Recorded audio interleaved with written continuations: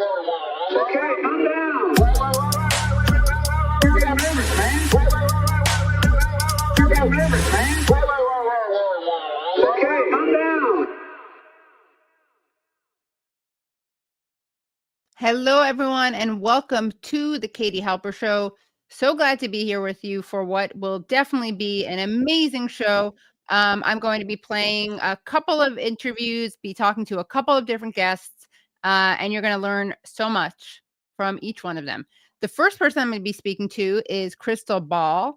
And to see the full interview with Krystal Ball, you can go to patreon.com/The Katie Halper Show. Again, that's patreon.com/The Katie Halper Show. And you can always go there to support the show because we literally couldn't do the show without you. And also, if you can afford the $5 a month level, then you get extra content like extended interviews, like the full interview we're doing with Krystal. And if you don't already support us on Patreon and you support us and join at the $5 level, you'll have access to literally hundreds of hours of extra interviews. So definitely recommend that. And then after we speak to Krystal Ball, I'll be interviewing Jon Hoffman of the Cato Institute. That's going to be fascinating. And he's going to be talking about the right-wing split on Israel. Also, he's going to be talking about his recent visit to the West Bank. And then we're going to be speaking to Etan Mabourakh on why America should fight AIPAC and not Iran. And Etan is from NIAC, the NIAC Council. And we've had him on before, and he's always incredibly informative. And again, no war with with Iran is definitely something that we support on this channel. So very excited to be doing this. And before we start, I just do want to remind people to like the stream, give it a thumbs up. Please do subscribe if you haven't already. Subscribe by pressing subscribe and then pressing the bell so that you don't ever miss any of our streams. And like the stream, like it right now. Don't like it twice because that cancels it out, but give it a thumbs up. And that's a way, along with subscribing, to support the show for free. Again, if you can only support the show at $1 a month, that still helps. And that is what makes the show possible, because we live in the capitalist world system. If we didn't, I would, of course, do all of this for free. But people have to pay their rents. So let's see. Without any further ado, I'll just introduce our speaker, our first guest, and that is Krystal Ball. She is great, so smart. She's the host of the great YouTube show Breaking Points. And we're going to be talking about the shutdown and the way that the Democrats caved and totally dropped the ball on this, and why it all makes sense. It's depressing, but it makes sense. So without further ado, here is Krystal Ball. Welcome back, Krystal Ball. It's been so long. Way too long. It's great to be back, Katie. Great to see you. Thanks, you too. Let's just start off talking about this great cave that we've seen from the Democrats. How would you describe what just happened? In a word, pathetic. Yeah. I mean, first of all, Democrats have a democracy problem because they can't even listen to their own voters, who not only showed up in droves for the No Kings protests, but then overwhelmingly swept every electoral contest you could possibly imagine to send a message. They fucking hate Donald Trump. They, are backing Democrat. They want them to fight. They want them to stand tough. And so after you have this massive electoral victory, and Trump and the Republicans reporting is coming out about how much pressure they feel and how bad this is for them politically, that's the moment that you cave and you get literally nothing. It's genuinely perplexing. And, the truth of the matter is that they had people in the party who just didn't want to fight at all, were looking for any and every excuse to cave from the jump.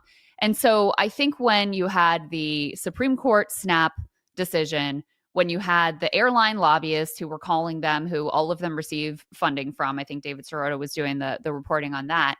And then you also had the Trump threat of nuking the filibuster. That's when I think it was all right, we're just gonna throw in the towel. And, Schumer trying to absolve himself of this is utterly ridiculous. This didn't happen without leadership say so. But I want to hold on the filibuster part, because I think this is something, that you've also looked at and talked about as well. Corporate Dems love a sort of parliamentary roadblock to give them excuse for why they can't ever deliver. So they like to pretend like, oh, we would love to do all these great things, but the Republicans have too many seats, but the filibuster, but the parliamentarian. And so when Trump was like, okay, we're going to nuke the filibuster, that was sort of existential for them. Even though for me, I'm like, good, do it. Like, go ahead and nuke the filibuster. Then you guys, you'll have more power. Not that Republicans in Congress have claimed any power whatsoever from Donald Trump. Democrats, when they get in, they won't have the same excuse. But that was to them like an existential threat to their excuse-making ability. So to me, that was the final straw for them to just throw in the towel completely. Right. And of course, that's something that's not very like sexy to talk about. And people don't really like bring that up. And you wouldn't know that unless you're really wonky and following it. Right. So that hasn't really entered like the discourse. Yeah, that's exactly right. And it's the same on the Republican side. Like also, I mean, Republicans have been in Congress of just like the most embarrassing people on the planet. They, they don't want to claim any power. They want to outsource all of their decision making to Donald Trump.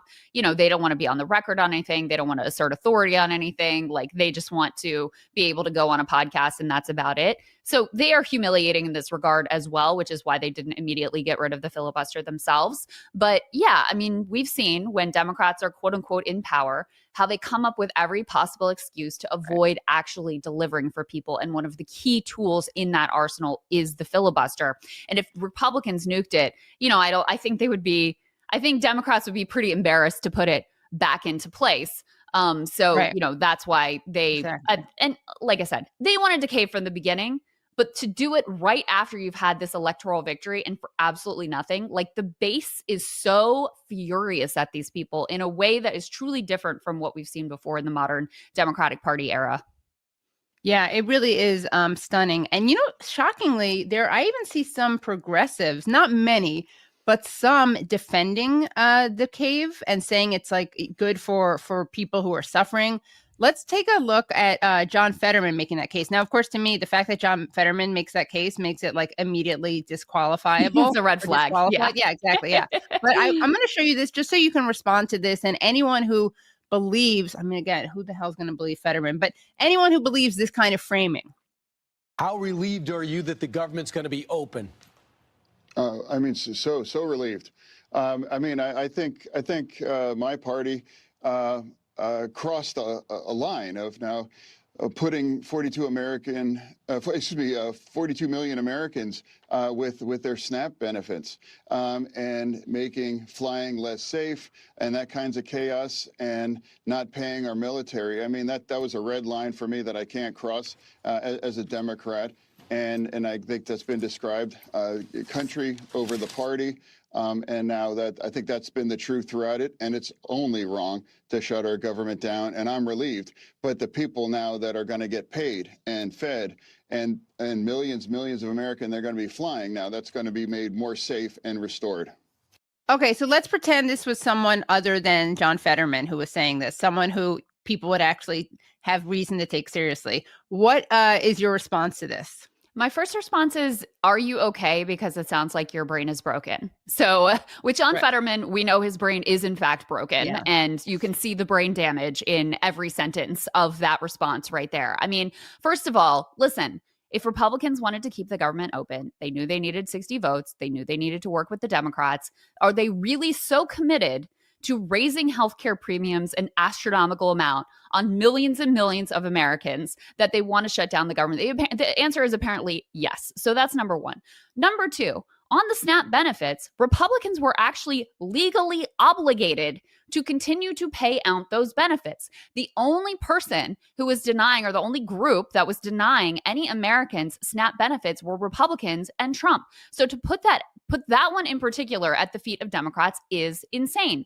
Mike Johnson was approached with, hey, how about we pass a bill just to make sure that the troops get paid, which has been done in previous shutdowns? He said, absolutely not. So the blame for the pain goes directly to the Republicans. And you don't have to take my word for it. Like, that is the way the American people were assessing this shutdown as well, which is part of why they handed such an overwhelming victory to Democrats, in particular in the state of Virginia, which has been hit hardest by the shutdown, where you had the most federal government workers, the most pain, the most people facing these furloughs and this layoffs.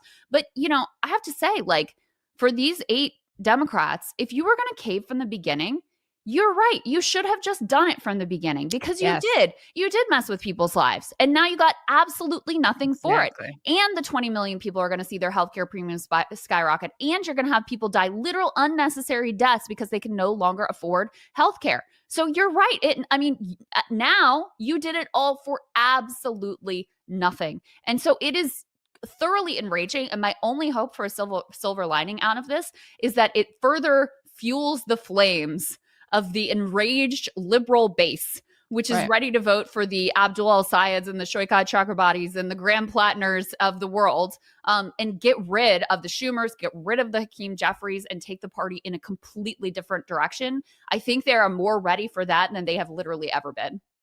Right. Yeah. I mean, that is the silver lining, right? As you said. I mean, I'm not usually an accelerationist, and this isn't really accelerationism. It's like a mini blip of accelerationism, perhaps. It's just an undeniable demonstration of their failure. And I'm sure you probably saw, Katie, I saw some tweets that were like, oh, now I understand why the left hates us so much.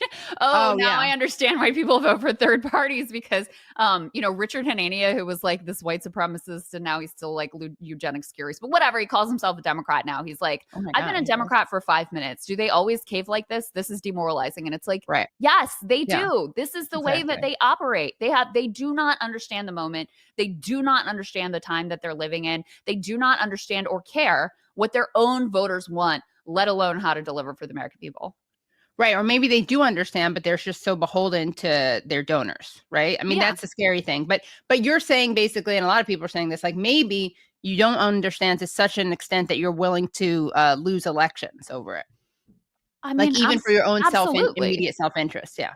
Yeah, absolutely. Of course, the fact that all 8 who voted for the deal are either retiring or they're not up this election cycle tells you that they do actually know something. They do actually understand what political poison this is going to be. And then people like Jon Ossoff, who's considered the most vulnerable Democrat in the Senate, he voted against it. All of these Democratic Senate candidates who are running across the country from, the more moderate, like establishment ones to the, more outsider ones, they're all saying this deal was terrible. So they understand at least the politics of it, even if they are, don't have any sort of visceral connection to the way that people's lives are impacted. Right. Let's take a look at, he is independent, but I think it's another important argument to be debunked. Let's take a look at Angus King, Senator Angus King, pretending to really care about the rights of the undocumented. Well, Joe, you have to go back to what the strategy was at the beginning of the shutdown. There were 2 goals, both of which I support. One was standing up to Donald Trump. The other was getting some resolution on the ACA premium tax credit issue. The problem was the shutdown wasn't accomplishing either goals, and there was there was zero likelihood that it was going to.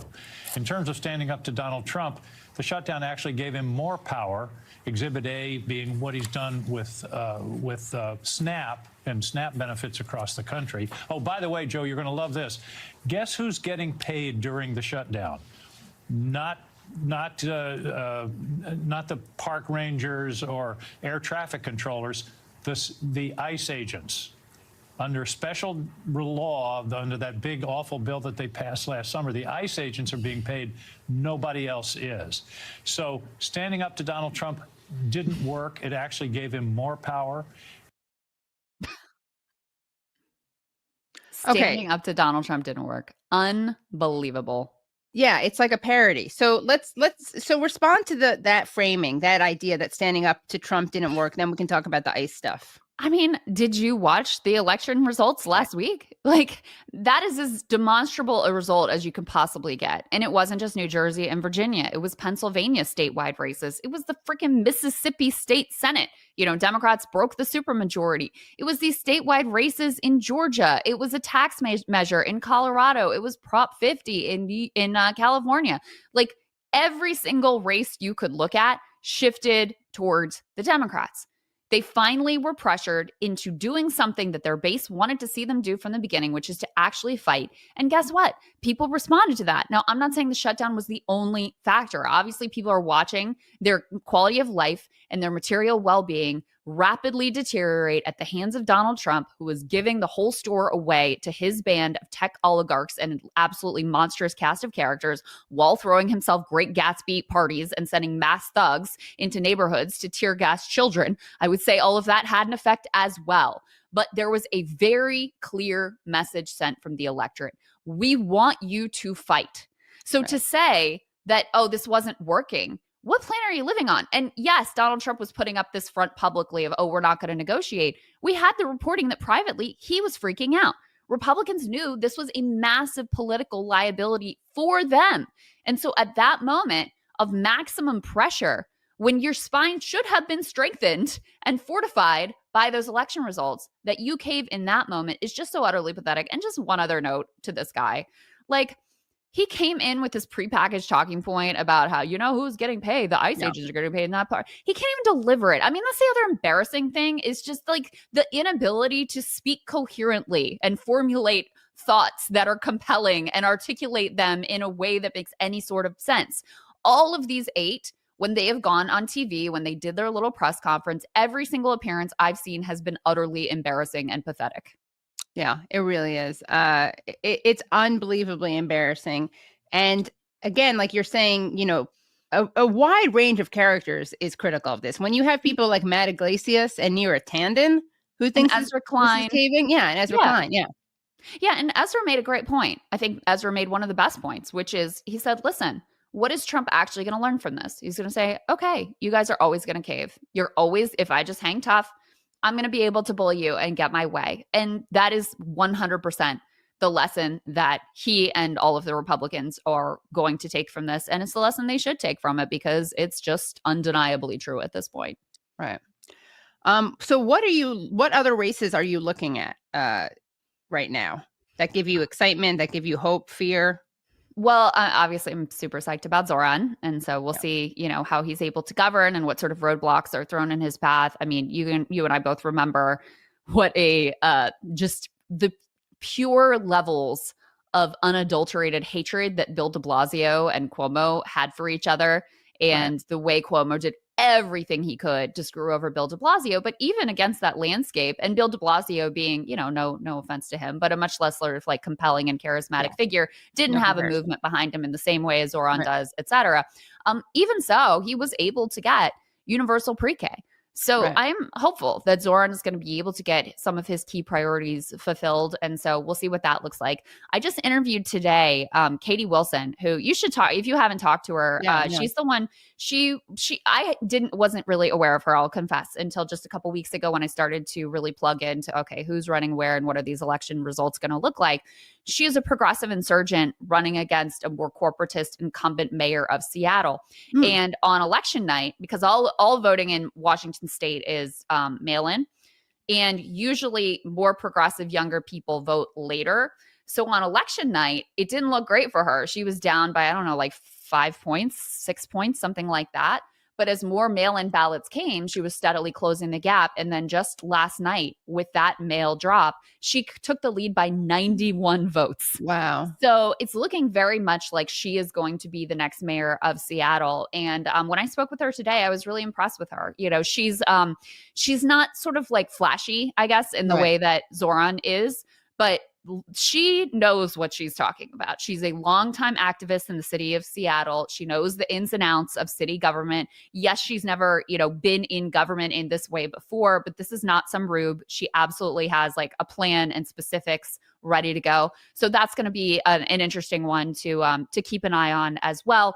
There was sort of there were a lot of progressives on the city council up to 2020. And then there was kind of like a backlash to BLM and COVID, and you had more centrist types come in. Now they've been swept down, and now you have progressives coming back in. So that'll be an interesting one to watch. Then of course there are a bunch of these. Yeah, that's her. And she founded this I think it's called Transit Riders Union, which focused obviously on like transit issues and also the labor issues and housing issues. She's been at the forefront of the affordable housing fight in Seattle. I'm excited about her and to see what she's able to do, because when you have that kind of executive power, you actually get to implement some of your ideas and see how they work in the real world. I'm obviously taking a look at a bunch of the Senate races. We're interviewing this Friday Katie Flanagan, who is running in Katie, Minnesota. big Katie week. Big week for Katie's for me. Like, Yeah. I'm just all about the Katies this week. Yeah. So she just got endorsed by Bernie. She's running against this. She's the current lieutenant governor of Minnesota, running against this absolutely terrible lady named Angie Craig, who was like, I think, a former healthcare executive, and she's a member of Congress. She sucks anyway. So I'm excited to talk to her, see what she's all about. Obviously, the main race, I am locked in on Graham Platner versus Janet Mills. I think that one is actually really important for a variety of reasons. And then the Michigan race as well, Mallory McMorrow, Abdul Al-Sayed being the Bernie-backed Medicare for All candidate, and then Haley Stevens, who just like totally sucks. Yeah. So tell us more about Graham Platner, because I actually haven't covered that race yet, because I've been so focused on Gaza. So tell us about him. Yeah, so he's a military veteran. I'm sure a lot of people, were aware of the quote unquote scandals that emerged where he had a long history of Reddit posting, most of which, if you read, in a sense, it actually sort of solidified and gave me some comfort about what his ideological leanings are, because he's a veteran. And then he also served for this security contractor that it had been a Blackwater contract that got sold to this other contractor. And so people were like, okay, dude, what is up with this? And now you're claiming to be this lefty. The Reddit posts demonstrate this guy has been a lefty for a long time. Okay, yeah. And he was a Michael Brooks fan, for example. And, most of the posts that were kind of controversial were him being like, I'm a communist. I'm a literal communist. And I'm actually training socialists for the potential revolution, like that sort of stuff. But then you also had things that, he has apologized for that were unacceptable with regard to like women and race and those sorts of things as well. And then the big thing was he had this tattoo on his chest that he says, and I think credibly so, because one of his buddies backed him up, that he got on shore leave in Croatia when he's in the military. It looked to him like a cool skull and crossbones. Turns out, whoops, it's some Nazi insignia. Yeah. He gets it covered up. And what's fascinating to me about this race is I think in any other time, Katie, that would have been it for him. There's no doubt this was Oppo that came from Chuck Schumer and from his opponent, Janet Mills, who's the sitting governor of the state. And they thought that this is why they dropped it so early. They're like, this will just get him out of the way. He'll be done. Right. And that's not what's happened at all.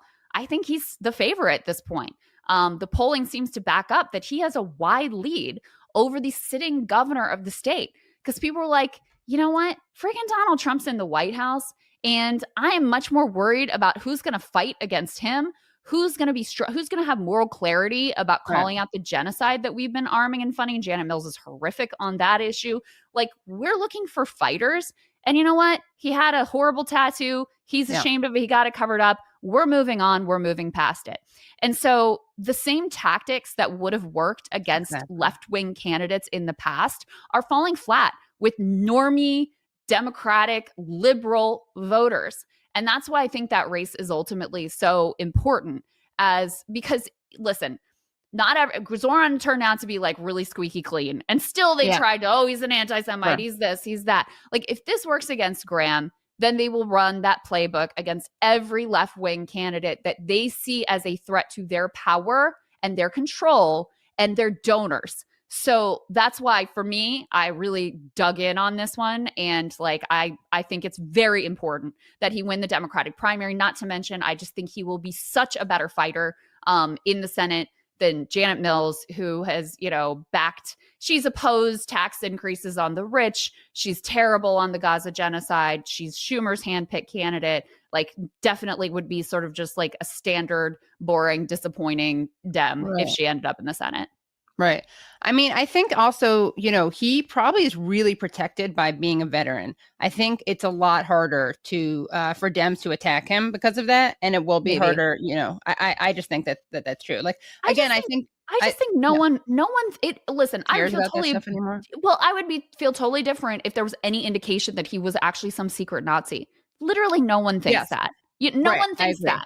Right. Even the people who are attacking him for it, whether they're on the right or the left or whatever, No one believes this guy is some secret Nazi. So Yeah. what are we doing here? I care about who are you today? What do you stand for? What are you going to fight for? And apparently that's the way the voters are thinking about it too, you know? Yeah, that's true. Yeah. I just mean, I think it also is helpful. I think you're right. I mean, you're Yeah. speaking to a general shift of what doesn't work anymore, but I do think that he probably is also protected by this. But I'm not disagreeing with you. I guess I'm just saying that's another advantage that he has, that the times have changed, that people are no longer falling for the anti-Semitic accusation, and that he's also a veteran, which gives you some, I actually think his like communism stuff is more protected by his being a veteran. Well, and I mean, I weirdly think like I love that he's a communist, obviously, but I mean, in terms of the electorate.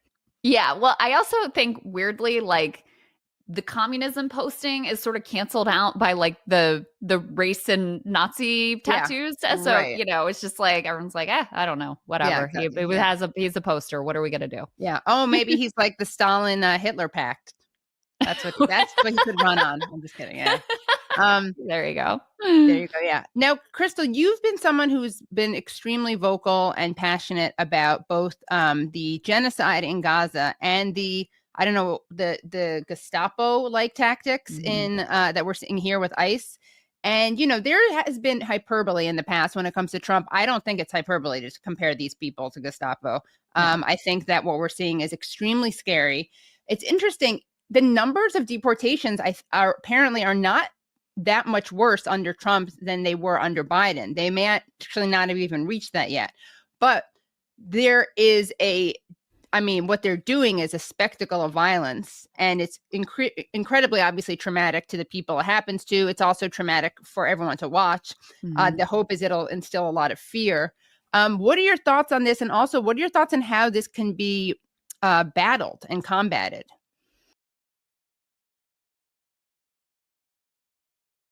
Of that, great chat, and to hear her answers, as well as our discussion about Nick Fuentes and other characters like him, and this right-wing split over maybe Nazism and anti-Semitism. And Laura Loomer, please go to patreon.com/The Katie Halper Show. Again, that's patreon.com/The Katie Halper Show. Now, very excited to bring on our next guest. He is making his debut on the Katie Halper Show, so it's a very exciting moment for him, I'm sure. Groundbreaking. He's going to get that great Katie Halper Show bump that we all know and love. And he is Jon Hoffman. He is from the Cato Institute, and he's going to be talking to us about a bunch of things, including the split on the right over Israel and Iran. So welcome, Jon. Having me on, Katie. Of course. Thanks for joining. Tell us what you are working on right now, both at the Cato Institute, but more generally, like what you're focusing on, what your research is on, and why people should care about this split on the right. Lots of easy questions there. So my research is really U.S. Middle East policy, and the Cato Institute is a libertarian institute. And, we've very much seen this rift on the right emerge over U.S. Middle East policy, in particular over something that had traditionally not really been addressed, which was Israel. And 2 years have really changed the debate on our side of the political aisle in a way that I think is just absolutely unprecedented. And I think a lot of people are left kind of grabbing what's happening. Is this going to stay? So on and so forth. So I think, we are at such a critical. The Mossad. Is it the Mossad or the NSA? Is that me or is that Jon freezing? And in this field. Was that Jon? Brad, are you going to come in with your awful microphone and tell us? Yeah, was that me or Jon that was freezing? No, that was Jon, but he's back. We're all good. Okay, sorry, you were glitching. Okay, great. It was. Oh, sorry. Yeah, no, it's not. It's not your fault. But okay, let's go. Let's see if this can work again. I just cut you off. Can you just repeat what you were saying the last 30 seconds ago? I think. Sorry about this. Yeah. I work on U.S. Middle East policy, and particularly I work at the Libertarian Cato Institute. So we approach this from the right side of the political aisle, and the past 2 years have changed the discussion on U.S. Middle East policy so dramatically, particularly on an issue that traditionally was not addressed, which was Israel. And it's fascinating to see this shift on the right. There's all these people kind of left wondering, is this going to stay? How far is it going to go? What is it? What's driving it? And it's a really, to be a kind of a foreign policy nerd, it's a really exciting time to be working on this. Yeah. Well, we're definitely seeing a shift, as you said, and a rift in the Republican base, as well as in the Democratic Party. But I want to show a couple of videos that illustrate this, and then I'm going to have you respond to that. So, one of these is a Turning Points USA event. That is, of course, the organization of the late Charlie Kirk, hosted by JD Vance, October 29th, and during the Q&A, the question segment, a young Republican audience member challenges U.S. support for Israel and asks a question on a kind of common Christian anti-Semitic trope. So let's hear the questions posed to Vance, and then your thoughts on this, what we see here. We'll get your reaction. And sorry, Katie, just give me 10 seconds. Sure.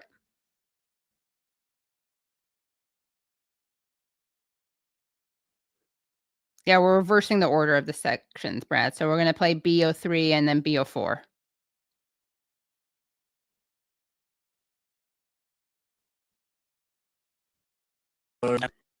I'm a Christian man, and I'm just confused why that there's this notion that we might have owe Israel something, or that they're our greatest ally, or that we have to support this multi-hundred-billion-dollar foreign aid package to Israel to cover this, to quote Charlie Kirk, ethnic cleansing in Gaza. I'm just confused why this idea has come around, considering the fact that not only does their religion not agree with ours, but also openly supports the prosecution of ours. Yeah, so let's say a few things about this. First of all, when the President of the United States says America first, that means that he pursues the interests of Americans first. That is our entire foreign policy. And that doesn't mean that you're not going to have alliances, that you're not going to work with other countries from time to time. And that is what the president believes, is that Israel, sometimes they have similar interests to the United States and we're going to work with them in that case. Sometimes they don't have similar interests to the United States. And this example, the most recent Gaza peace plan that all of us have been working on very hard for the past few weeks, the president of the United States could only get that peace deal done by actually being willing to apply leverage to the state of Israel. So when people say that Israel is somehow manipulating or controlling the president of the United States, they're not controlling this president of the United States, which is one of the reasons why we'd be able to have some of the success that we've had in the Middle East. Now, you ask about, sort of Jews disagreeing with Christians on certain religious ideas. Yeah, absolutely. It's one of the realities is that Jews do not believe that Jesus Christ is the Messiah. Obviously, Christians do believe that. There are some significant theological disagreements between Christians and Jews. My attitude is, let's have those conversations. Let's have those disagreements when we have them. But if there are shared areas of interest, we ought to be willing to do that too. For example, one thing I really care about is the preservation of the Church of the Holy Sepulchre in Jerusalem. Christians believe that that is the site where Jesus Christ was crucified, and also that his tomb is right there as well. My attitude is, if we can work with our friends in Israel to make sure that Christians have safe access to that site, that's an obvious area of common interest. I am fine with that. What I'm not okay with is any country coming before the interests of American citizens, and it is important for all of us, assuming we're American citizens, to put the interest of our own country first. That's what we're going to do. That's what we try to do every single day, I promise you. Okay, so a lot to unpack here. What are your thoughts on, I guess, the question, but also Vance's response? First, I think the question, and I've seen a couple clips going around of different younger individuals asking questions, whether it be at Turning Point or other conservative events. Vance said something there. He said, "In America First foreign policy, we'll have alliances, partnerships, and so on and so forth." I agree with that, but the special relationship is not America First. Um, what we're seeing is a rift on the right between what a colleague of mine, Brandon Buck, calls MAGA Inc., kind of this MAGA Incorporated, those who use the brand, and then real America First, the real base. And this rift is largely generational, as the clip you just showed. It was a younger individual asking this question, and all polling, really shows that it's the younger crowd. But this individual, spoke about Christianity and so on, and that's not exactly my forte. But people are coming to this from different avenues. Free speech. What is an America First foreign policy? You have just overall prioritizers saying, hey, isn't China a little more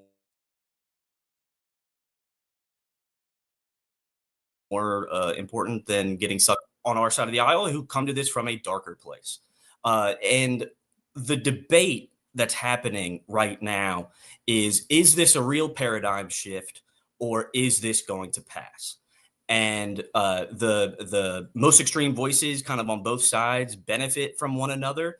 But the real debate that's happening over American foreign policy, there, I do think this is a paradigm shift. I think the ship has left. The young right is very energized on this issue. It's increasingly becoming a litmus test for so many different things on the left and the right. And I would say that there's just this broader recognition that our subsidy for Israeli policy involves us in Israeli politics to an extent that just is not America First and not good for us. Right. Now, there's so much talk of anti-Semitism, and, both Trump and Vance engage in a lot of censorship and a lot of crackdowns, and they use the anti-Semitism, their alleged opposition to anti-Semitism, as an excuse. But then you see, these kind of anti-Semitic tropes being thrown around by people like this young Christian. And of course, Vance doesn't push back on that at all. What are your thoughts on the way that the term anti-Semitism is being weaponized so that it's used to silence any anti-Zionism or any criticism of Israel, but at the same time, the same people who claim to care about this are fine engaging in these tropes? Sure. I think the best way I had it explained to me was by my childhood best friend who's Jewish, and he told me, he said, when people use this, when they weaponize it in this way, it takes his agency away as a member of the Jewish community, equating Judaism and anti-Zionism with anti-Semitism. And he is very much critical of Zionism, and I think on our side of the political aisle, have to be careful about mainstreaming certain voices that should not be mainstreamed. And my fear is kind of what I mentioned earlier, was the most extreme voices on both sides benefit from the conversation being pushed to the absolute poles. So where individuals like myself try to locate ourselves is back in the center, just talking about American foreign policy. What are U.S. interests? What are U.S. interests in the Middle East? Does the special relationship get us to those stated ends that we desire? And if it doesn't, I argue it doesn't, then how do we change it? Right. Well, speaking of this exchange, I would like to play another reaction video to this. This is from CNN host Jake Tapper. He had the Daily Wire host and co-founder Ben Shapiro on his show last week to discuss Tucker Carlson speaking to Nick Fuentes on his own show, and what this represents regarding anti-Semitism in the Republican Party. And Tapper asks Shapiro about this exchange that we just saw with Vance. So let's see how that was framed, and let's see this video. that Kevin really screwed things up last week when he decided to inject himself into this controversy with his vociferous defense that contained some rather charged language. I think he's doing the right thing by pointing out the obvious, which is that if somebody glosses Nazis on the air, that person probably should not be associated with a conservative think tank, and that everyone should have a duty to say that that is a bad thing to do. So I'm grateful to Kevin for doing that. I think it's a very good thing that he did that. The real issue here is I think that Tucker Carlson's morphing from, I would say, a very edgy right-wing political figure on Fox News, but certainly within the mainstream, into a conspiracist, a person who ideologically launders anti-Semitism, who ideologically launders all sorts of anti-Americanism on his show, and then airs it for the public to hear with interviews like the ones he did with Nick Fuentes, which was essentially a massage of Nick Fuentes. You know, I think that took a lot of people by surprise, probably including Kevin. The Washington Free Beacon obtained and posted video of yesterday's Heritage Foundation staff meeting where Roberts apologized for how he's handled Tucker's conversation with Nick Fuentes. Here's part of what Roberts had to say. I didn't know much about this Fuentes guy. I still don't, which underscores the mistake. I can tell you with a clear conscience and not making any excuses that those were my intentions, to fix all of that. And obviously I didn't. I made them worse. We reached out to the Heritage Foundation for comment about the video. We were referred to Kevin Roberts' social media post from yesterday. What's your reaction? And let me just note that Nick Fuentes has been fairly notorious for years now, including when he... Sorry. So before we get this, I'm sorry. This is actually really important, but I was referring to a later part in the interview, but I'm glad we played this earlier one. So here you have there's been this brouhaha, which you can probably explain better than I can, John. Not that you're like adjacent to Nick Fuentes, but because you kind of track what's happening on the right. Before we get into the response to the JD Vance, can you talk a little bit about this? So you had Tucker Carlson interviewing Nick Fuentes, and then the Heritage Foundation defended Tucker Carlson's interview with Nick Fuentes, right? Should we just play the rest of it, or is there anything you want to say to set that up? I don't have much to say on it other than kind of, by continuing to label anything that's critical of the U.S.-Israel relationship as anti-Semitism, then nothing becomes anti-Semitic. The word loses its power. Then everything becomes and then like things that are actually anti-Semitic are taken at face value when they shouldn't be. Right. Yeah. Perfect. Yeah. Well said. Okay. So let's watch the rest of this clip. Dined with President Trump at Mar-a-Lago. I mean, I think that's true, but I think that really in order to experience the full wonders of the Nick Fuentes catalog, you really do have to spend some time going through the receipts. I did that earlier this week on my show. And the truth is that most people don't watch politics all that granularly. Even people who are in politics don't spend a lot of time on sort of the fringe edgelord right, the way that Fuentes is. And so the sort of mainstreaming, the popularization and normalization of Fuentes by Carlson is significantly more important than just Fuentes' existence, obviously. It was a seminal moment, I think, when it comes to the right's decision as to whether Tucker himself is a source of truth or whether he is a destructive force inside conservatism. So one of the things you've noted is that it isn't so much, your problem isn't so much that Tucker Carlson had Fuentes on his show, but that he didn't push back at all on the neo-Nazi, anti-Semitic, pro-Joseph Stalin rhetoric, et cetera. I just wonder, last week at a Turning Point event, Vice President JD Vance was asked by a student about an anti-Semitic falsehood, this crazy notion that Judaism openly supports the persecution of Christians. It's not true, but JD Vance was asked about it. Instead of pushing back or correcting the questioner, he said this. There are some significant theological disagreements between Christians and Jews. My attitude is, let's have those conversations. Let's have those disagreements when we have them. But if there are shared areas of interest, we ought to be willing to do that too. What did you think of that? You know, obviously in a vacuum, I think that answer is fine. I think it's a response to the question, which was asked, as you say, in a tremendously anti-Semitic way, the idea that Jews are persecutors of Christians is an absurd contention. Obviously, I would have preferred more from the vice president, but I think the broader problem here is, again, that you have an enormous number of young people who are engaging with true white supremacist, anti-Jew content and are taken in by it, and there do need to be more voices pushing back on that.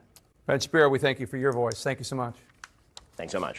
I mean, I actually talk about this a little bit in the Patreon only segment of the Krystal Ball interview, but the problem is for Ben is that he's fine with white supremacy and Christian nationalism. He just wants like a loophole for Jews. That's what I would say.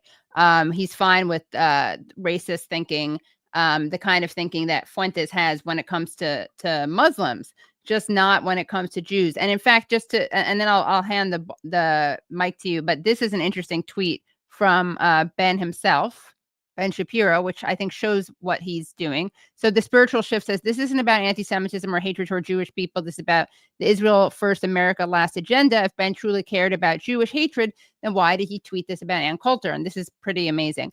He tweeted about Ann Coulter. Ann Coulter tweets read Jews awful nonsensical. Ann Coulter is also super pro-Israel and has always been so I won't lose sleep, which is similar to John Podhoretz, the neocon, of Commentary Magazine, saying that, well, Trump says Shylock, but he can say Shylock like hundreds of times per day because he supports Israel. I think what we're seeing is the loudest, most extreme voices distorting what this debate is actually about. And it's twofold. One, the claim when the claim that everything is anti-Semitic, that any criticism of the U.S.-Israel relationship is anti-Semitic, then what happens is nothing becomes anti-Semitic because people start to see the label as just being used as weaponized, and then things that actually are anti-Semitic then are starting to be brought into the mainstream. And so it's these two extremes, and I always try to bring it back to on the right. If we want to have a debate about what an American first foreign policy actually looks like, then we have to be able to discuss these issues. If we really want to reform U.S. Middle East policy, then you have to look at the chief pillar of U.S. Middle East policy, which is the U.S.-Israel special relationship. And it's just cold-cut facts on strategic logic. Is this in the strategic interest of the United States to be doing this? And I think the past 2 years have exemplified how this is just not the case. Right. So are you a little bit afraid, though, that by the way that everything is being called anti-Semitism, and at the same time, you do have kind of like real anti-Semitism that is being laundered by certain members of the right? No, that is certainly concerning. And this is where I think the debate is just getting spun out of control, in the sense that everybody who is against this debate happening is labeling everything that's being done as anti-Semitic. Then on the other side, you have folks who are actually starting to listen to people who are anti-Semitic saying, oh, this guy was right the whole time. No, it's again, the debate is within the middle of these extremes. And it's something that, you mentioned at the beginning of the show that I went to the West Bank. When I went there, and when I went to Israel as well, one of the things that really hit home was Israeli civil society and Palestinian civil society having these hard discussions. We can't seem to have them in Washington, but in Israel and in the West Bank, obviously those who are more left-leaning, if you will, are having very hard discussions about these issues. And in the United States, that nuance is often lost, I think. That's interesting, because I mean, from what I've seen and the polls, it shows that Israel is pretty Israeli society is pretty supportive of Netanyahu's treatment of Palestinians. I mean, there's a lot of opposition to Netanyahu, but it seems to be not because of his handling of Gaza, but for his failure to protect people on October 7th and his not saving hostages. But I mean, you've seen people be like, get out of, there's signs that say like, get out of Gaza, troops home, and then finish the job. No, so this is certainly a minority who's having this discussion. It's a minority of a minority. But what it really expressed to me was there is this space to have a rational debate on this issue where we don't resort to ad hominem, where we don't resort to slander, and where we don't also normalize those who come to this from a dark place and who are doing this just to either boost their popularity or to push an actually dark agenda. Okay, got it. So tell us about this split within the actual administration.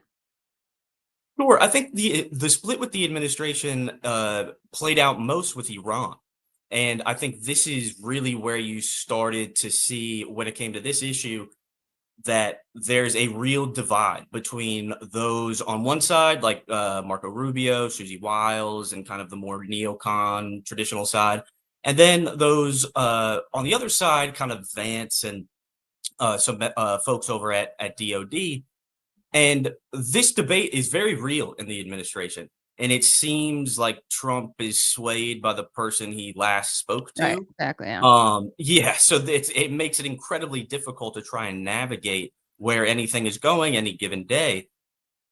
But what's interesting, and something that also everybody hammered home when I was in Israel, the West Bank, or in Israel mainly, was the extent to which they felt Trump has just taken control of Gaza, the troops at Kiryat Gat, Netanyahu asking for permission to go to Kiryat Gat, which was just kind of funny.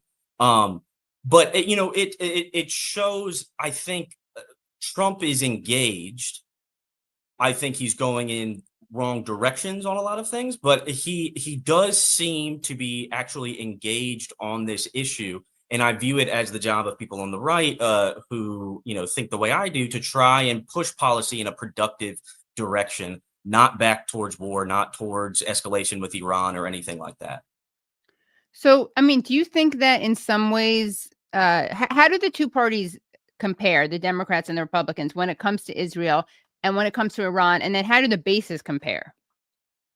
Sure. So I think on the Democratic side, you're seeing a similar rift. You're seeing a rift between kind of the old Democratic establishment, this neoliberal elite, and you're seeing the rift with the younger generation. The younger generation, you're seeing polls coming out of the left that are obviously the numbers of disapproval with U.S. policy towards Israel or Iran obviously far outscale the right, but you're seeing it on the right too in historic numbers. And I think the push for war with Iran was what pushed the right over the edge in many ways. I think this played into the narrative of forever wars. This played into the, we're being led around towards another disastrous Middle East catastrophe. And we should be clear, too, that for Netanyahu, this was not supposed to be a 12-day war. This was an opening salvo to what he hoped would be U.S.-led regime change. He played a lot of cards like domestic assets within Iran that can't be replaced. And thankfully, it did not go that direction. And looping back to the rift in the administration, what you saw were folks within the administration raising the red flag over the United States draining its interceptor supply. That was really one of the big things that pushed Trump to back away from this. Was we drained 25% of our interceptors, which would be crucial in the event of war with China over Taiwan. So this has real costs. And thankfully, that rationale won out. But again, something that I heard in Israel and you're starting to see now pick up in the media is this, rumors of another round of strikes coming from Israel on Iran. Wow. Okay. Now, here's a question. Do you think that there's more potential for change, for the changing relationship between the U.S. and Israel with Trump in office? Do you think he's as locked in as Biden? Would Harris have been different from Trump on Iran or on Israel? I think when Harris was interviewed by 60 Minutes and she was asked what is the most pressing threat to the United States, and when she said Iran, one, it was just, pandering. But no, I think there's a special personality to Trump where he's so ego driven that once it becomes a personal issue for him, then he gets very involved. And do I think the Trump plan, Tony Blair turning Gaza into a casino is good? Absolutely not. But he's engaged. Whether I see change in the U.S.-Israel, like real structural change in the U.S.-Israel relationship under Donald Trump, I would say no. I would say he is a pro-Israel president at the end of the day. He has a domestic and international agenda that is in a lot of ways frightening, and this is something that detracts from that, and so that's why he's probably engaged, is because he wants to pursue his other stuff and doesn't want this to define his presidency. But no, I ultimately do not see Donald Trump restructuring the U.S.-Israel relationship in a way that it needs to be. 10, 20 years from now, a possible president doing this? I think so, especially as the younger guard comes in and starts to challenge these conventional narratives. And this is why I would like to officially start a rumor that Netanyahu has called Trump's penis small. Because if anything can trigger like a break from Israel, it would be some personal slight. So if it prevents the next 12-day war, so be it. I mean, yeah, of course, totally worth it. Yeah.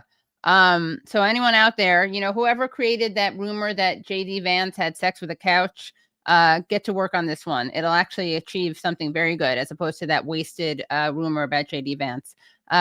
So Jon, why does the West support Israel so unwaveringly? I asked this question to a lot of different guests, and there's always this wag the dog, right? So for some people, it's just the lobby. And for other people, it's just imperialism, and the lobby is like a convenient excuse.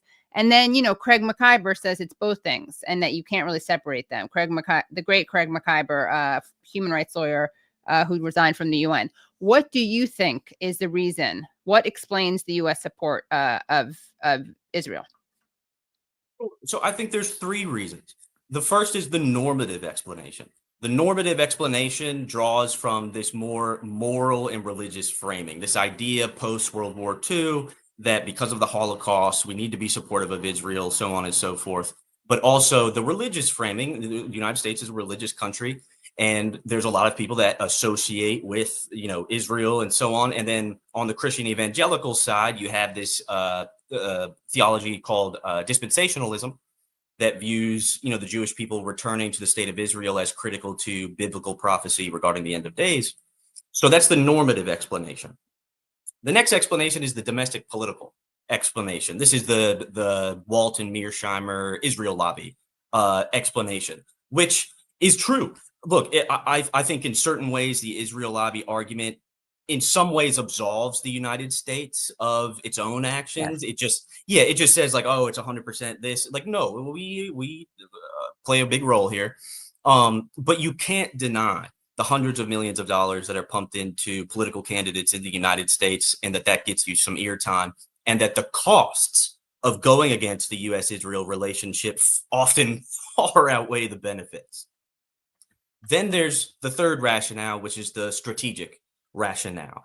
And this strategic asset narrative is what I refer to it as. It started to get steam in the 50s and early 60s as the United States, superimposed the Cold War on the Middle East, was scared of Arab nationalism and so on. But it exploded following 1967 and 1973. Once the United States saw Israel defeat the Arab states in 67 in that manner, it was this idea that Israel is now the vanguard of our interests in the Middle East against international or against communism, Arab nationalism, what have you. Even though those two, Rashid Khalidi has done great work on this, those two are not inherently compatible. And then that strategic asset narrative grew. It grew through the 70s. It grew into the 80s. With Ronald Reagan and the birth of the neocon movement and the real rise of Christian evangelicals as a political constituency in the United States. Then after 91, it grew as the United States turned to this idea of American hegemony in the Middle East. And then after 9/11, and it's kind of been this compounding effect whereby the strategic asset narrative is buttressed by so many different misperceptions, I would say. But then also, which is compounded by the Israel lobby, which is compounded by normative explanations. And because I'm a foreign policy nerd, I'm most interested in the strategic side. That's where I argue the United States has gone just so awry. What, can you elaborate on that? Sure. So I think on the strategic side, the pathologies of this special relationship with Israel have hindered our strategic maneuverability in the Middle East. I think it's inhibited American leaders' ability to even think about the Middle East clearly. We have our own problems and our own interests that should come first. U.S. interests, broadly speaking, in the most abstract, the safety, prosperity, and freedom of the American people. In the Middle East, we have three: the free flow of oil, preventing terrorist attacks on the United States, and preventing the emergence of a regional hegemon, any one actor to dominate the entire region. All three of these are very easy to accomplish, and we undermine them by proceeding with policies rooted in American primacy, to which the U.S.-Israel relationship is intimately connected. And when we subsidize Israel's maximalist positions, whether it be in the occupied Palestinian territories, whether it be in the broader region, it's entrapping the United States to the point where you cannot even speak about reforming U.S. Middle East policy if you do not go to the heart of the issue, which is, I often call, the two pillars of Middle East policy: the special relationship with Israel and the myth of authoritarian stability, the support for, the MBSs of the world. And what is that myth of say that again, myth of authoritarian stability? Yes, myth of authoritarian stability. So this is the idea that has guided the United States alongside the special relationship for nearly 8 decades. It's this idea that select Arab autocrats who are willing to play ball with the United States are the best guarantors of American interests in the Middle East. I argue that's inherently flawed. They're the sources of mass unrest. They're the sources of conflict. I don't think MBS has our best interests at heart, MBZ, any of these guys.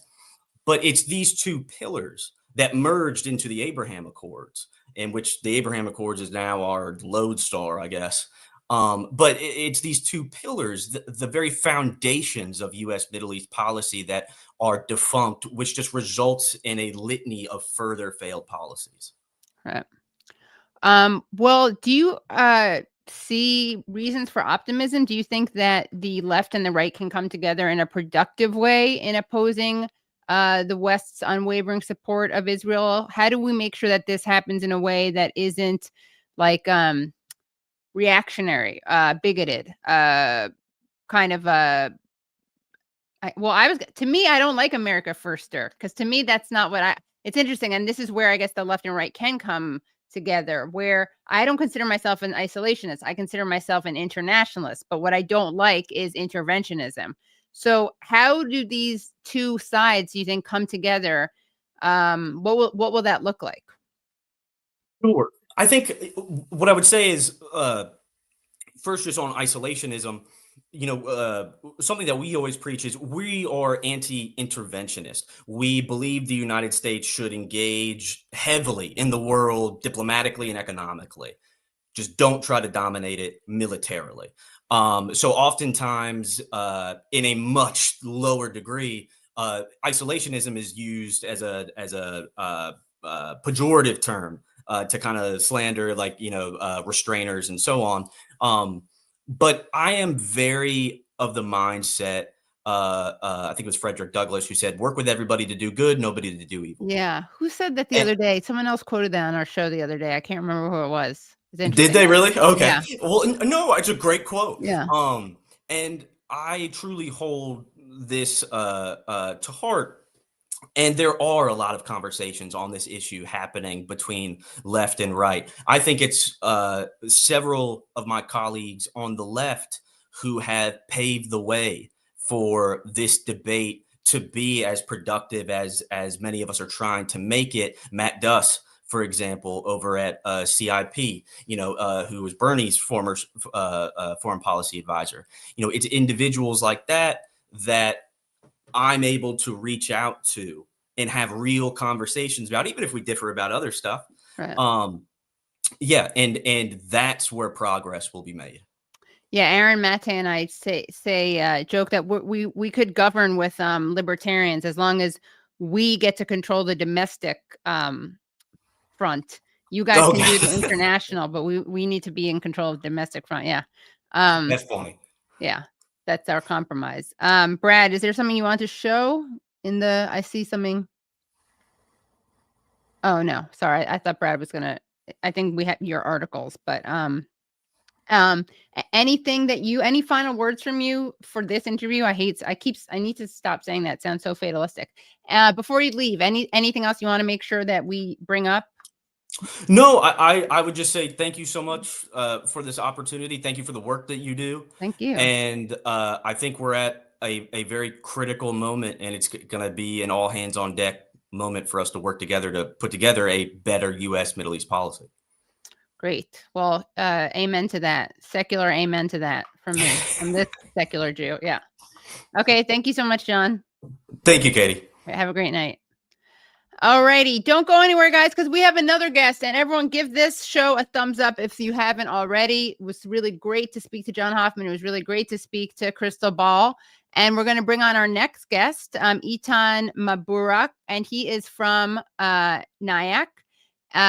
Oh, that sounds like I'm saying he's from NIAC, the area of New York. But no, I don't mean that.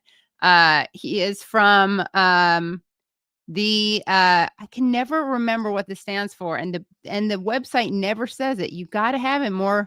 It's the Iranian American Council, National Iranian American Council, I think. But here, I'm giving you guys some feedback on your website. You got to have the name. It's not just you. So few places, when they have an acronym, so few places have it written out. National Iranian American Council. But I'm just saying in general, guys, I'm giving you some free feedback. Everyone who comes on the show who works for a place, I don't think Cato needs to worry about it, because I don't think Cato is an acronym. I think it's just Cato. What do I know, though? It probably does stand for something. Anyway, we are going to bring on Etan. And sorry about that intro. It was kind of long-winded. I know it's National Iranian American Council. People are putting that in the comments. But welcome, Etan. Thank you, Katie. Yeah, thank you. Now you're going to get such like brownie points, because you can tell you should come back to your boss and be like, I have a really important report to submit that's going to really make our membership skyrocket and our visibility skyrocket, which is that if we just write the name of our organization on the top of the website. Well, I'll get back to you, Katie. We're a small team. We can sort it out. Yeah. Yeah, it's going to be a game changer. Yeah. So welcome, Etan of the National Iranian American Council. What are you guys working on right now? And we are going to be, little spoiler alert, I will be appearing with you on Friday at the People's Forum. We'll put a link in that. And we're going to be talking about AIPAC's greatest nightmare, and we're going to get into what that is. But tell us about what NIAC does. Yeah, so NIAC is the largest and oldest grassroots Iranian American organization in the country. We are a nonprofit 501c3. We also have a sister organization, NIAC Action, that participates in electoral races. We just endorsed Zohran Mamdani for mayor in New York. Nice. But the NIAC Action bump. Yeah, that's right. And there's an Iranian for Zohran affinity group too. There's a whole bunch of stuff going on. But we are, primarily, the diaspora is varied. We are a nonpartisan organization open to all Iranian Americans of all sorts and allies on our core issues. But really, those issues, again, in a nonpartisan way, are peace and diplomacy with Iran, avoiding war, preventing war with Iran, like the disastrous, unprovoked, illegal 12-day war, and standing in solidarity for American foreign policy principles for peace and diplomacy, like opposing the genocide in Gaza, opposing U.S. weapons provisions in line with U.S. and international law, refunding UNRWA, support, standing with, sort of in solidarity with basic principles that we try to hold dear, and standing for Iranian human rights. Like, actually, we track Iranian human rights weekly. We report also with an Iran Unfiltered newsletter, trying to break down and highlight Iranian voices, Iranian stories, and sort of the domestic political dynamics in Iran, which are so often warped and weaponized to justify political agendas and even to divide and conquer this, our what I consider to be a wonderful Iranian American diaspora, but which at times can be very spirited. Yeah, right, exactly. Yeah. So that's interesting. I like that you track human rights, and yet at the same time, because a lot of times when people say that, that's kind of code for regime change. So tell us about the way that you both track Iran human rights in Iran, but why that doesn't, for you, for NIAC, result in advocating for regime change. Well, I think for me, it can sound complicated, but it's very simple. We have, and just on the grassroots side, small staff, but the way we function as an organization is all through volunteers and volunteer chapters around the country. We have 70,000 members, 14 chapters. They each have leadership teams. Plugging it now, people should join one if you're looking to organize near you on any of these issues. But really, people have family in Iran. Like, people feel these stories, and when a building is bombed in Tehran on the news, they I've spoken to people who grew up on that block, who have family on that block. We had folks who launched an Instagram page during the war of just stories of civilians from the war. We're really the only group that allows people a platform to share those stories. But that also means during the Women Life Freedom movement, we supported the Women Life Freedom movement. There's no way to function in the Iranian American diaspora without offering a legitimate human rights position that stands with ordinary people. So we've supported, frankly, even revolutionary, internally led regime change from Iranians. But we have to also be aware of the legacy of failed U.S.-backed regime change in Afghanistan and Iraq, and in Iran as well, the coup of '53. So we are aware of all those dynamics in the diaspora, and aware of also how they empower hardliners when they're stupidly just tossed out, especially by the likes of folks like Lindsey Graham and others. That how it actually empowers the Iranian hardline. So we try and just give a reasonable voice to avoid war with Iran, to support ordinary Iranians by standing for human rights, and by opposing bombs being dropped on their head, by opposing failed maximum pressure sanctions that isolate ordinary Iranians, that block off travel, that block off remittances for people here in the diaspora that would send money. We try and offer a perspective that is grounded in real lived experience of Iranians who have loved ones there, and those who just, I think, take a humanist approach to the region. Right. Yeah. Well, something that you guys recently put out a report on, which I thought was really fascinating, is this thing called prison break. So it's there's an investigation, right? That and there's a Haaretz article, and you guys did a report on it. And it's a coordinated influence campaign called Prison Break, and it consists of more than 50 false Twitter accounts spreading propaganda that is basically meant to incite a revolution against the Republic of Iran amongst Iranian audiences. And Brad, I gave you the website to this. I gave you the link to this website, but if you don't have it, let me know and I will send it to you. Do you see it on your screen right now? Let's see. Do I see it on the screen right now? Yes, I do. Let's see. Do I move? Yeah, I do. Yeah. There's like a slideshow, right? Is there a slideshow on this one? Yes, timeline. Yeah, great. Okay. Tell us about this, and we can go through this cool timeline that is set up. Yeah, absolutely. So let me here. I'll should I do this? Can I? Oh no, but then I can't control it. I'll open it from my. I'll open it from my window, Brad. Okay, great. Okay, cool. So 1 second. That way I can play it and tell it what to do. Okay, we say that's funny. We say you want a revolution. That's a good one. Okay. Yeah.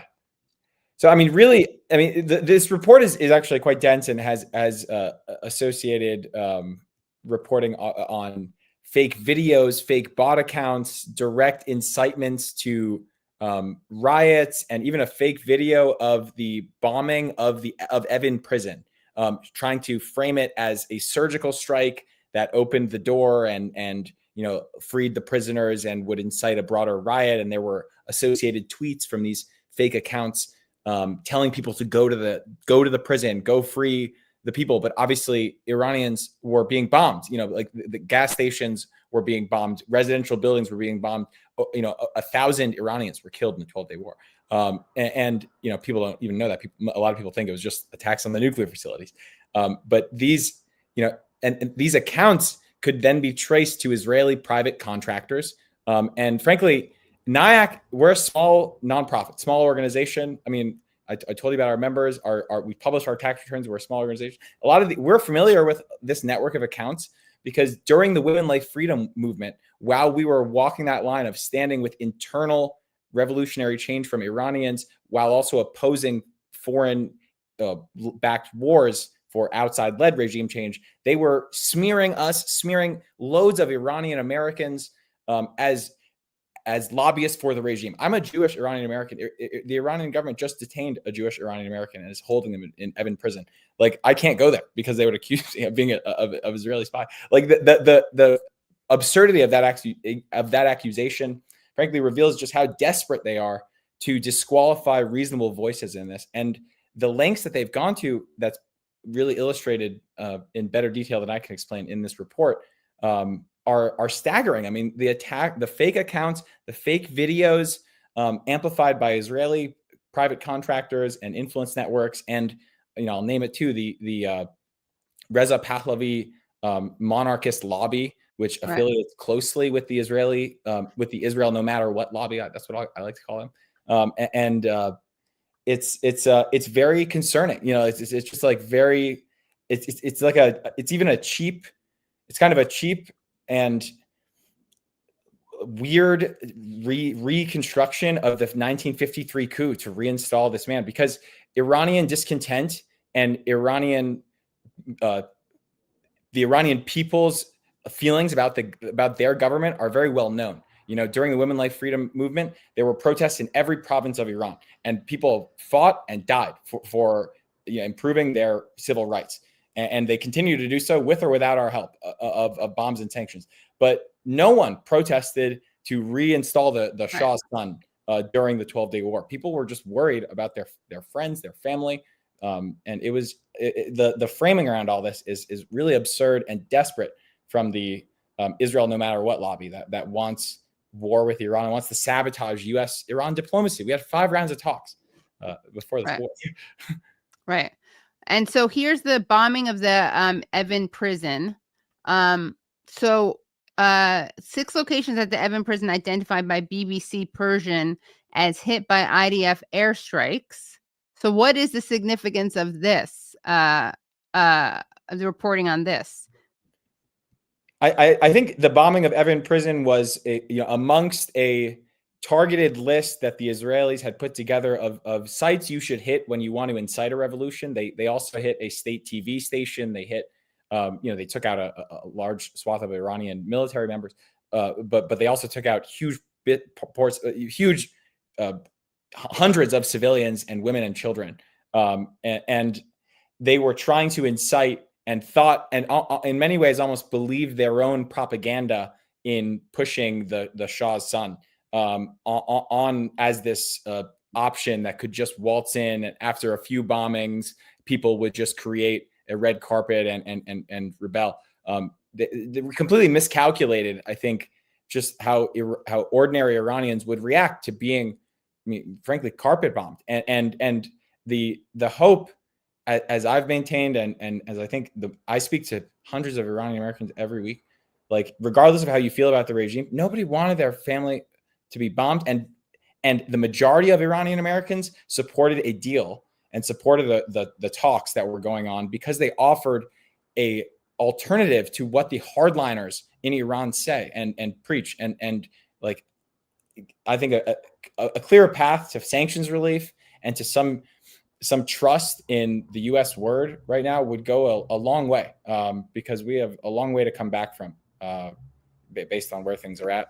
And I think more people, especially in the United States, are aware, and they see, and especially ordinary Iranians who may have thought that this campaign would lead to a regime change have now seen the effects of what that looks like. So, seeing apartment buildings blown up and no one protests. Yeah. So, like, what did they do around this bombing? Because they did bomb it, right? But what was the misinformation that they put out? Oh yeah. So if you scroll down to the into the article, there is a. Is this being shown on the screen, Brad? Hold on. No, it's not. Hold on. No, I want to control it though. So yeah, keep scrolling down, and you can find the fake video and the fake tweets that these bot accounts put out, trying to instigate people to go, riot and free the prisoners. And the irony of this is that is this where it is? Tell us when to stop. Yeah, right there. Yeah. Okay, kids, did you hear the sound of the explosion from Evin prison? Okay, yeah. And that's a fake video. that was later found out to be fake. And the irony of all this is that Evin prison is home to the activists and people who have organized and risked more to change and fight against the oppression of the Iranian government than any of these people on any of these accounts. And it's absurd. There's over 100 people killed in this bombing. And these accounts and these videos tried to frame this as a surgical, look at how brilliant this scheme is type of operation. And it's absolutely absurd. Like, these are actually the people, if you want to instigate lasting change in Iran, these are precisely the people you don't want to bomb. Right. So what is the connection between this campaign and Israel? And more broadly, can you talk about the connection, the historical efforts of Israel interfering in Iranian political affairs? Yeah, I mean, and it's actually, I mean, historically, you can actually go back. One fascinating voice to look at in this is Major General Isaac Ben Israel, who is a Israeli general who actually spoke out against Netanyahu's opposition to the U.S.-Iran nuclear deal, because the U.S.-Iran nuclear deal did offer just basic security proliferation benefits across the region. It gave unprecedented monitoring of Iran's nuclear program, which is something we don't have now. We don't have any IAEA inspectors. We don't have any eyes or ears or knowledge of how much enriched uranium is in Iran right now. And the nuclear deal did that. It wasn't a perfect deal, but it did that. And it, I think it really, the way it ties back to Israel and AIPAC and even domestic politics here is the historical attempts by the hard right coalitions in Israel to support the clean break strategy and the remaking of the region and these sort of endless regional operations in Iran and Lebanon and Yemen and Syria, and especially Iran in unprecedented ways recently. That is, that it's a lie in how the AIPAC lobby and how like a lot of the Israel debate is framed in America. People always say, and I was, raised at a Jewish day school, I heard a lot of this, people saying, oh, Israel wants peace. It's the Arabs. It's all the Arabs' fault. But there are 57 Arab states who would give Israel peace right now, along 67 borders right now. And Iran was in talks with the U.S. and wasn't threatening to directly attack Israel. Iran actually, contrary to a lot of the framing, has not directly attacked Israel in the last 2 years. They responded in limited ways, although they have killed Israeli civilians, and that's horrific. But again, the whole thing is avoidable. The U.S. could assert its position and leverage on the Israeli government as it has always could, and restore diplomacy with Iran and continue the regional deal making that I think Trump and a lot of people want to see. And also the body count, just to say, the body count of civilians killed by Iran versus by Israel is not comparable. No, I think it was over about 25 or so to 1,000. Yeah, the ratio is insane. So okay, let's talk about shifting gears a little bit. But that is a really fascinating report. And anything else, by the way, that you want to say about Reza Pahlavi and why Israel likes him so much? Pahlavi or Pahlavi? Yeah, Pahlavi. He's met with Netanyahu. He has his. It's always hard, honestly, talking about him and that, because like I have family, there are family and people who look back nostalgically to that time through rose-tinted glasses. And there's no question that there were a lot of things that were different and better for a lot of people, but there's no people who do that often, I think, just neglect the everyday ordinary struggle of Iranians, of living under this current government, of dealing with bombs and isolation. And I think the biggest threat in my eyes, I don't support this Iranian government. The biggest threat in my eyes to hardliners in Iran is more access and exchange with the West for young Iranian people, because the generation is changing with or without our help, and we should just help, and we've not been helping. I think the way I try to think about it. wanted to ask you one more question before we move on to the Zohran Mamdani election, what that signals, and also the event that we'll be doing on Friday. But so why is restoring UNRWA something that's important for your organization? I mean, it's very good, obviously, but yeah. I mean, I think just in showing up in solidarity with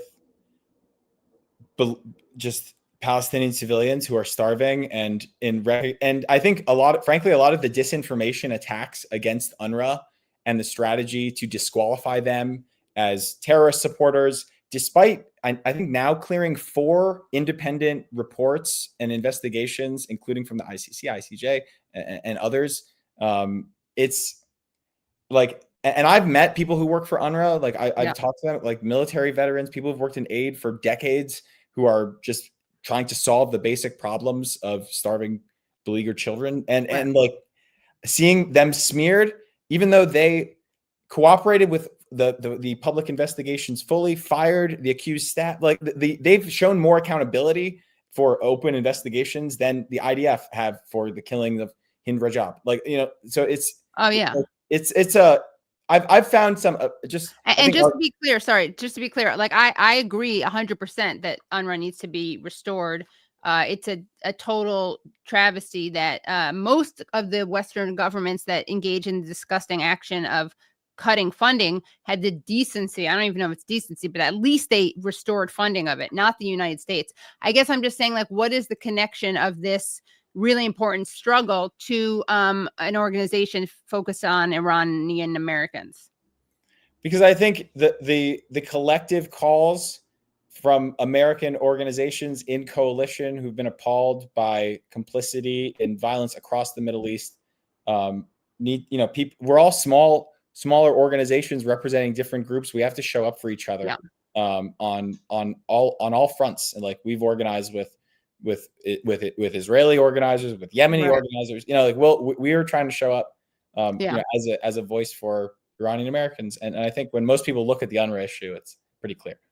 Yeah, and I guess it's also just another issue of where the U.S. government and the Israeli government come together, whether that's coming together to provoke regime change or war against Iran, or to provoke the starvation of Palestinians. I mean, it's the same mechanism at work in some ways. You have a complicit media, you have a media industrial complex, military media industrial complex. And just as an American, the GHF debacle was such a failure, and I think worse than a failure is a setup, right? Because a failure makes it sound like they were trying their best, and gosh darn it, they didn't know what they were doing. Yeah, completely. And just from the jump, as someone who wants to save American tax dollars and lives and just solve the issue, I think UNRWA is the answer there. But don't want to get sidetracked. Okay, so let's go back to the recent election of Zohran Mamdani, which does signal like a major rejection of the status quo, and a major rejection of the kind of like Israel as a third rail, or supporting Palestine as a third rail. There are a lot of politicians who are beginning to signal their distaste for AIPAC. Some of them are even rejecting donations or saying that they will return all previous donations. Can you talk about this title shift? Yeah, I think it's really, the Zohran election is unprecedented and historic in New York, but some of the shifts in recent months of centrist politicians on AIPAC have been fascinating. Like Seth Moulton running for Senate in Massachusetts. Perhaps for his own political calculations with Markey, but took the stance of rejecting AIPAC and returning their money. And Valerie Foushee, another centrist in North Carolina, Maxine Dexter, another one. And these are not the progressive wings of the party. These are folks who are who are reading the room, who are seeing the polling numbers, who are seeing the poll. I saw I think it was Washington Post poll said 40% of American Jews believe Israel is committing genocide in Gaza, and 60% believe they're committing war crimes. And then there's another Quinnipiac poll that said 77% of Democrats disapprove of Israel's actions in Gaza. So we have to articulate a position. And AIPAC, what really frustrates me the most about AIPAC, they used to come to my school and give presentations and take people on trips, is that don't even attempt to present a vision that is anything but this Israeli government, no matter what, framing. Right. And there's such a breadth of actual Israeli voices who have a position on this issue. B'Tselem and Standing Together, and even like J Street. There are alternatives. There's Breaking the Silence. There are these other groups that politicians can go to hear from Israelis about what's going on. And AIPAC is increasingly just a pariah.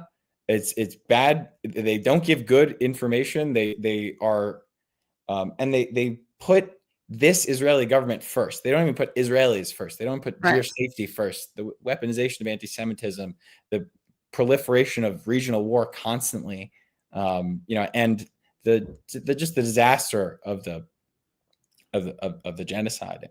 It's terrible. Yeah. They got to go. Yeah. And so what tells people about this event that's happening on Friday? Yeah, I'm super excited for this event. We have some great speakers. I'm really glad you'll be there too. But myself and NIAC Action President Jamal Abdi, who's doesn't come up to New York often, but is making the trip, and FCNL Quaker Lobby Middle East leader, Middle East program associate Odelia Matter is also going to be joining, and we'll have Tariq Habash from A New Policy.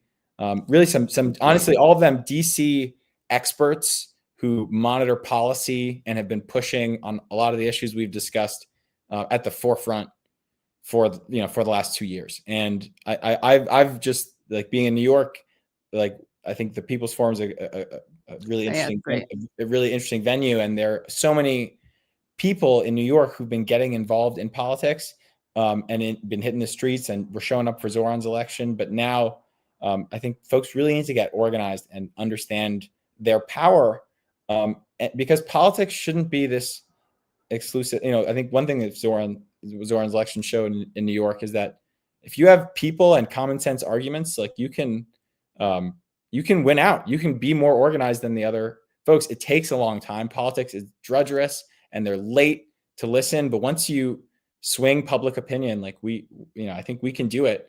And I think New York is some more New York DC collaboration, I think, is warranted, especially given all of the national pressure on Chuck Schumer and Hakeem Jeffries, and Zohran and AOC as these sort of rising stars in the party. It's just like a natural. It felt like a natural event to try and put together. And what are your thoughts on Schumer and Jeffries, as someone who wants to avoid war with Iran?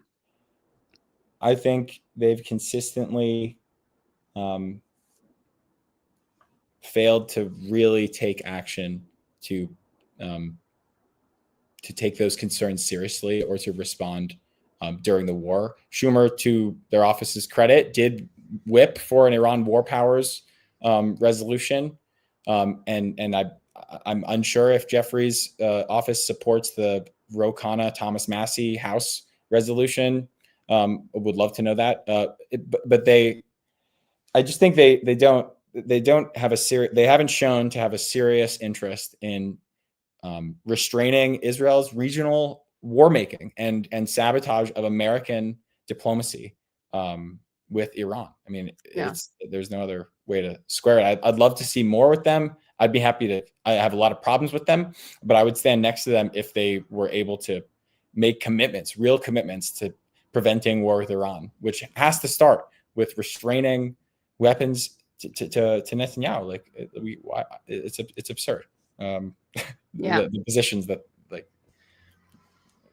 Last thing I want to ask you about is, are you hopeful about primarying, given the Zohran win? Are you hopeful about the challenge to Ritchie Torres, who the congressman from the Bronx, who, as Adam Johnson pointed out, represents the poorest district in the U.S., but mentions Israel 236% more than he mentions poverty? I am hopeful. I'm always hopeful that the American people can win out against folks like Ritchie Torres, who he is just a complete disappointment. I'm really glad to see a lot of folks jumping in the field, you know, and trying to take him head on, because I love the Bronx, you know, and people who are representing the Bronx should put the Bronx first, and I don't think Ritchie Torres does that.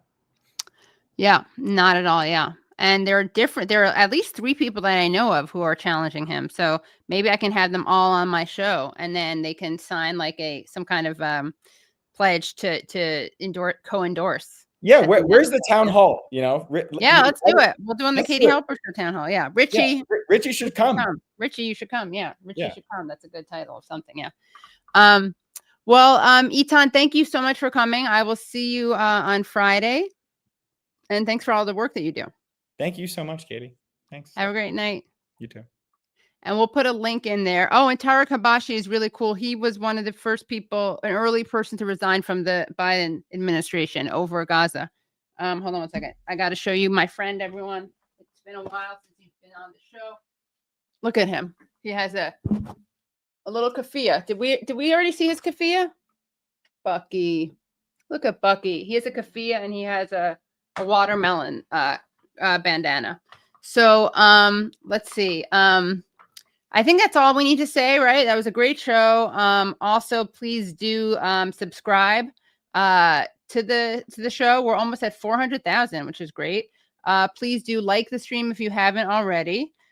Please do what else? Become Patreon supporters at patreon.com/The Katie Halper Show. Again, that's patreon.com/The Katie Halper Show. And you'll want to do that in general, but also you'll get the full Krystal Ball interview. Oh, Bucky. Look at that big underbite.